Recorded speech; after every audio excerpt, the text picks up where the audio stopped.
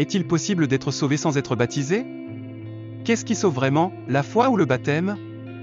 Et si quelqu'un est chrétien mais décide de ne pas se faire baptiser? D'une part, la Bible enseigne que nous sommes sauvés par la foi, mais 1 Pierre 3h21 semble indiquer que le baptême est nécessaire pour le salut. De plus, Marc 16h16 affirme que celui qui croira et sera baptisé sera sauvé. Cela signifie-t-il que le baptême est indispensable pour le salut? Nous pourrions citer des versets et arriver rapidement à une conclusion, mais la réponse est plus complexe qu'il n'y paraît. Dans cette vidéo, nous allons clarifier cette question et discuter du nom ou des noms sous lesquels nous devons nous baptiser. Tout ce qui concerne le baptême sera abordé ici. Commençons. Il existe d'innombrables questions difficiles que les gens se posent à propos de la Bible, comme celle que nous analysons aujourd'hui. Il est certain que vous avez encore de nombreuses interrogations sur Dieu et sa parole. Ce canal existe pour vous aider à répondre aux questions les plus difficiles.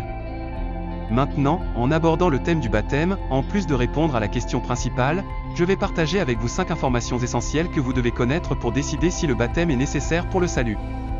Premièrement, le baptême est un commandement donné par Jésus-Christ. Il est considéré comme un sacrement fondamental dans la tradition chrétienne, étant perçu comme une instruction directe de Jésus. Dans les évangiles, avant de monter au ciel, Jésus a dit à ses disciples, « Allez donc, faites de toutes les nations des disciples, les baptisant au nom du Père, du Fils et du Saint-Esprit. » Matthieu 28, 19-20. Cette instruction est interprétée comme un ordre clair de réaliser le baptême en tant que rite d'initiation dans la communauté chrétienne. Le baptême symbolise la mort et la résurrection de Jésus, et à travers lui, les croyants participent à la nouvelle vie qu'il offre. Il est perçu comme une manière de recevoir le pardon des péchés et le Saint-Esprit, et est essentiel pour le salut dans la croyance chrétienne. De plus, le baptême de Jésus par Jean-Baptiste est un événement significatif qui marque le début de son ministère public et est célébré dans la liturgie chrétienne comme la solennité du baptême du Seigneur.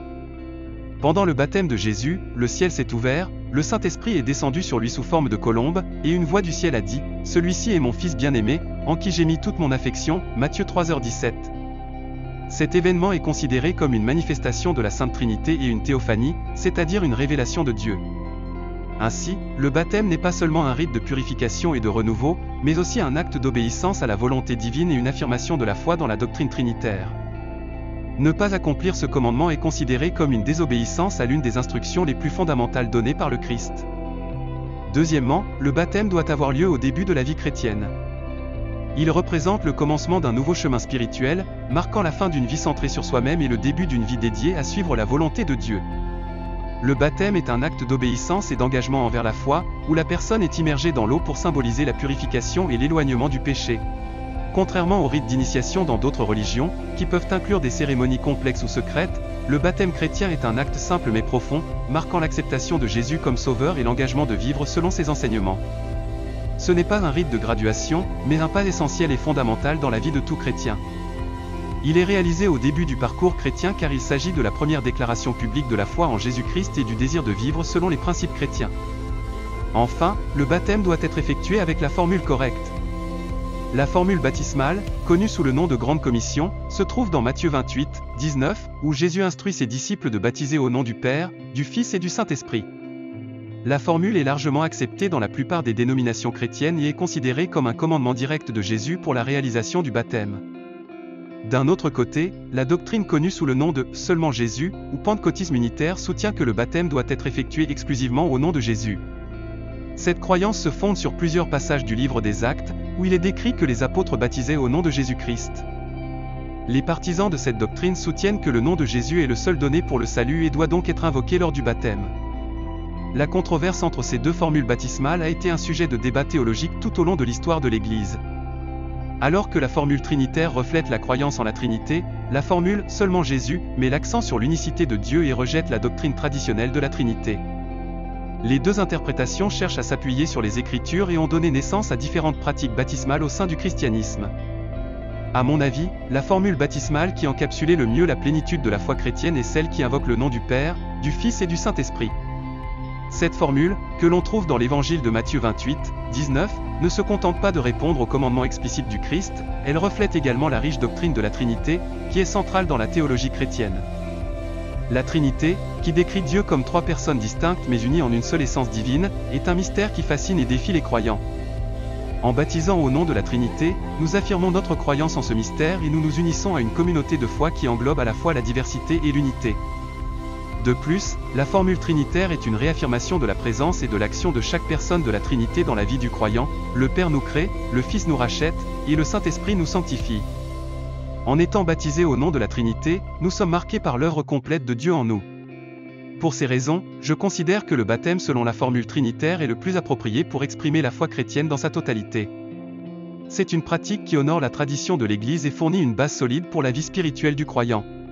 Quatrièmement, le baptême doit être effectué en toute conscience. La question du baptême conscient et du baptême des enfants est un point de discussion avec diverses interprétations au sein du christianisme.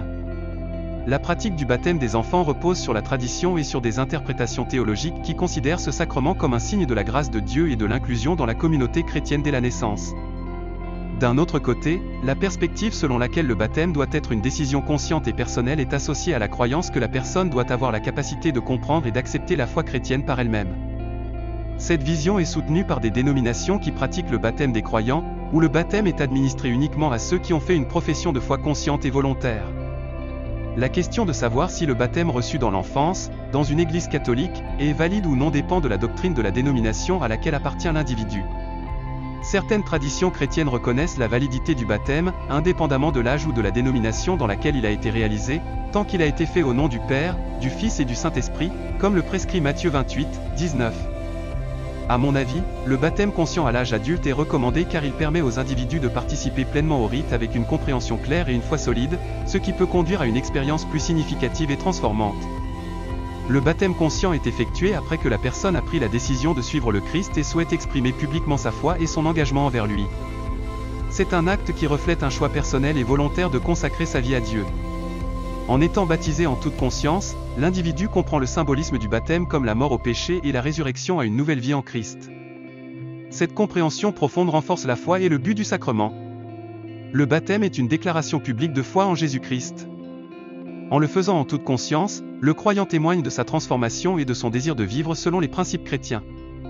Le baptême conscient est perçu comme un acte d'obéissance au commandement de Jésus, un acte de foi et de conversion qui permet aux croyants de faire l'expérience de la grâce de Dieu et de s'intégrer dans la communauté chrétienne.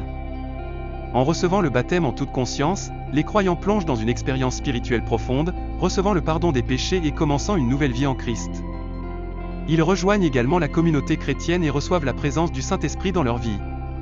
Cinquièmement, le baptême est une démonstration de ce qui s'est déjà produit dans le cœur. Le baptême, selon Romains 6, est une représentation externe d'une transformation interne profonde.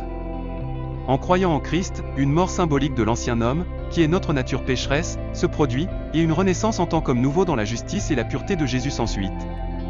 Ce passage biblique souligne que le baptême n'est pas seulement un rite cérémoniel, mais un acte qui reflète la mort au péché et la résurrection à une vie de droiture. Le baptême symbolise l'enterrement de notre ancienne vie de péché et la résurrection à une nouvelle vie en Christ. En nous plongeant dans l'eau, nous illustrons la purification de nos péchés et la promesse de marcher dans une nouvelle vie, tout comme Christ est ressuscité d'entre les morts. C'est un acte qui déclare publiquement notre foi et notre engagement à suivre Jésus, marquant le début d'un chemin de transformation et de renouveau spirituel.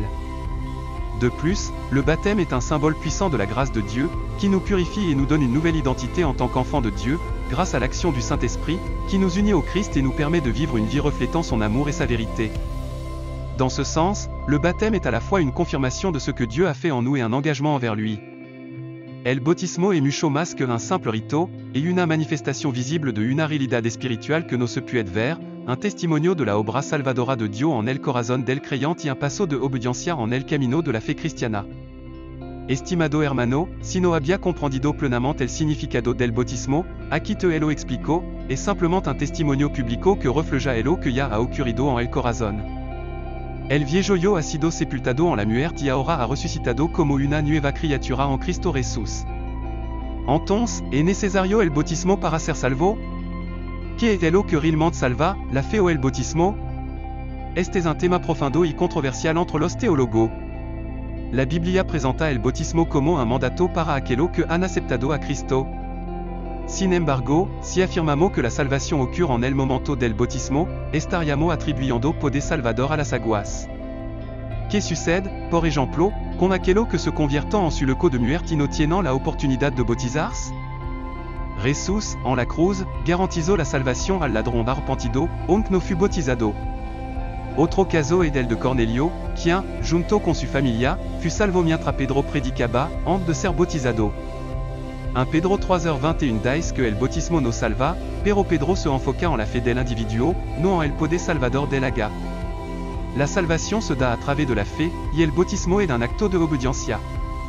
Negarse a ser bautizado por rebeldia, teniendo la posibilidad, es un acto de desobediencia a Dios. Cuando alguien conoce verdaderamente a Cristo, está dispuesto a darlo todo por él. Así que, si on no te es bautizado, por favor habla hoy mismo con tu pastor local y programa una fecha para hacerlo. Las Sagrada Escritura mencionan repetidamente la importancia del bautismo. A continuación, te presento alguna cita bíblica que lo respaldan. 1. Matteo 28, 19-20, por tanto, ide y haced discípulos a todas las naciones, bautizándolo en el nombre del Padre, y del Hijo, y del Espíritu Santo, enseñándole que guarden todas las cosas que os he mandado, y he aquí yo estoy con vosotros todos los días, hasta el fin del mundo. En este passage, Jesús ordena a sus seguidores a ses discípulos y bautizarlo en nombre de la Trinidad, subrayando que el bautismo es un paso esencial en la vida del creyente. 2 de Marcos 16h16, el que creyere y fuere bautizado, sera salvo, mas el que no creyere, sera condenado. Aquí se vinculan la fe y el bautismo con la salvación, aunque la incredulidad es lo que condena a una persona. 3 Hechos 2h38, Pedro les dijo, arrepentio, y bautices cada uno de vosotros en el nombre de Jesucristo para perdón de los pecados, y recibiréis el don del Espíritu Santo. Pedro enfatiza el arrepentimiento y el bautismo en el nombre de Jesús como medio para recibir el perdón y el Espíritu Santo. 4 Hechos 8h12, pero cuando creyeron a Felipe, que anunciaba el Evangelio del reino de Dios y el nombre de Jesucristo, se bautizaban hombre y mujer.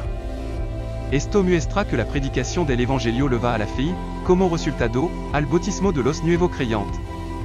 5 Hechos 8, 36-38, yendo por el camino, le garon a cierta Aga, y dijo el eunuco, aquí est Aga, que implique que yo si bautizado? Felipe dijo, si cree de todo corazón, bien puede. Y respondiendo, dijo, creo que Jesucristo es el Hijo de Dios. Y mandó parar el carro, descendieron ambos a Aga, Felipe y el eunuco, y le bautizó. Este passage destaca que el bautismo es inmediato para aquello que creen de todo corazón en Jesús. 6 Hechos 10, 47-48, entonces respondió Pedro, ¿puede acaso alguno impedir el Aga, para que no son bautizados estos que han recibido el Espíritu Santo también como nosotros? Y mandó bautizar en el nombre del Señor Jesús. Aquí, el Espíritu Santo es recibido en del bautismo, es lo que muestra que el bautismo sigue como un acto de obediencia después de la fe. 7 Hechos 16, 31-33, et lo dijeron, cree en el Señor Jesucristo, y sera salvo, tu y tu casa. Y le hablaron la palabra del Señor a él y a todos los que estaban en su casa. Y él, tomándolo en aquella misma hora de la noche, le lavó la herida, y enseguida se bautizó él con todos los suyos. Esta cita muestra que la fe en Jesús le va a la salvación inmediata, y el bautismo es del siguiente paso.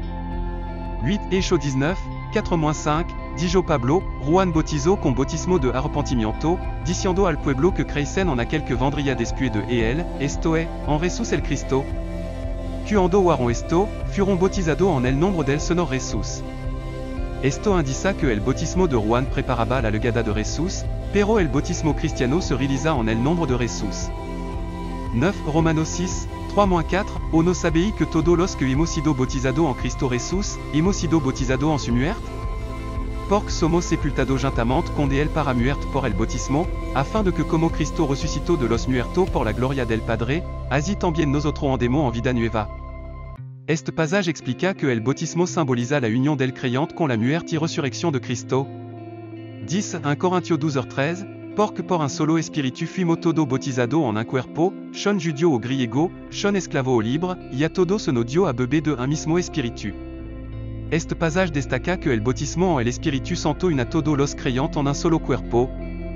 11 Galatas 3h27, porque todos los que habéis sido bautizados en Cristo, de Cristo esté revestido. Esto significa que el bautismo reviste al creyente con Cristo, simbolizando su nueva identidad. 12 Efesios 4, 4-5, un cuerpo, y un espíritu, como fuiste también llamados en una misma esperanza de vuestra vocación, un Señor, una fe, un bautismo. La unidad en la fe cristiana se refleja en un solo cuerpo, un solo espíritu y un solo bautismo. 13 Colosenses 2h12, sepultado con él en el bautismo, en el cual fuiste también resucitado con él, mediante la fe en el poder de Dieu que le levanto de los muertos. El bautismo représenta la sepultura y resurrección del creyente con Cristo a través de la fe en el poder de Dieu. Estas explicaciones proporcionan un mayor entendimiento del contexto y la importancia del bautismo. Querido hermano, esto es todo por hoy. Si este video te ha bendecido, deja tu like y comenta abajo como te ha bendecido. Un fuerte abrazo, y nos vemos en el siguiente video. Dieu te bendiga y proteja siempre. Amen.